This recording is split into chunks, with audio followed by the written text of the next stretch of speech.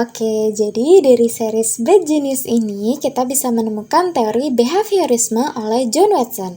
Jadi Watson sendiri menekankan kalau perilaku bisa dipengaruhi oleh lingkungan.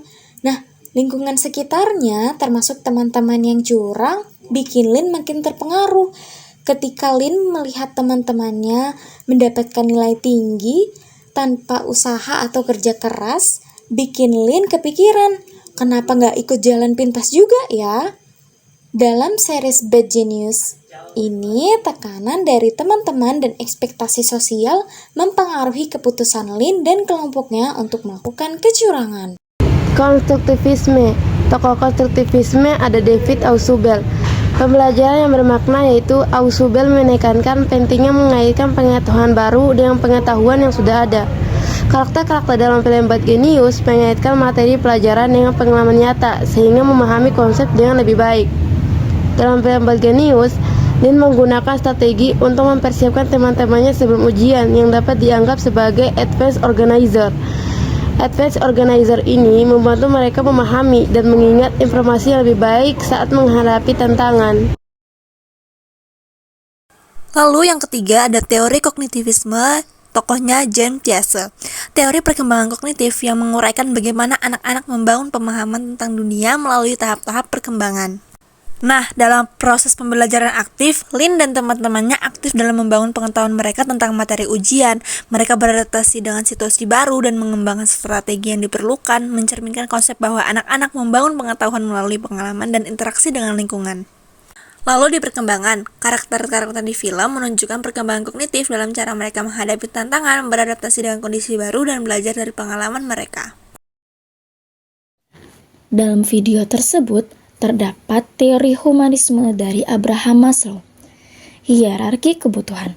Maslow menyatakan bahwa individu memiliki kebutuhan dasar yang harus dipenuhi sebelum mereka dapat mencapai aktualisasi diri.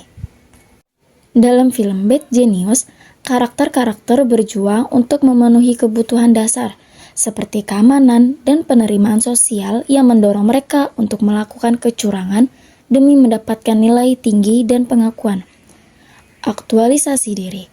Karakter seperti Lin menunjukkan dorongan untuk mencapai potensi maksimalnya, meskipun dengan cara yang tidak konvensional.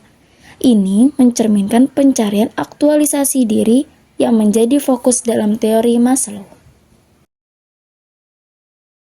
Kesimpulan dalam film Bad Genius. Berbagai teori psikologi pendidikan saling berinteraksi untuk menjelaskan perilaku karakter.